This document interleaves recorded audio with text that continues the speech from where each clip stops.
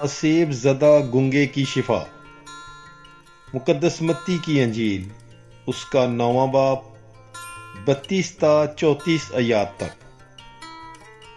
और जिस वक्त वो बाहर निकले, देखो लोग एक असेब ज़दा गुंगे को उसके पास लाए, और जब बदरू निकाली गई तो गुंगा बोला, और लोगों ने ताज्जुब करके कहा कि इसराइल में ऐसा कभी नहीं देखा गया।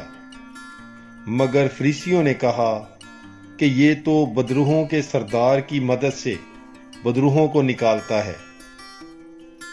पाकलाम के पढ़े और सुने जाने पर खुदावंद की बरकत हो। खुदा का शुक्र हो।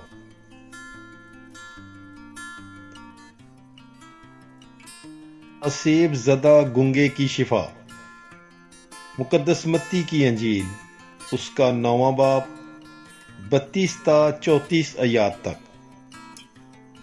और जिस वक्त वो बाहर निकले, देखो लोग एक असेब ज़दा गुंगे को उसके पास लाए, और जब बदरू निकाली गई तो गुंगा बोला, और लोगों ने ताज्जुब करके कहा कि इसराइल में ऐसा कभी नहीं देखा गया।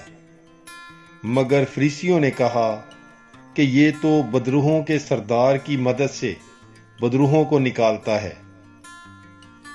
पाकलाम के पढ़े और सुने जाने पर खुदावंद की बरकत हो। खुदा का शुक्र हो।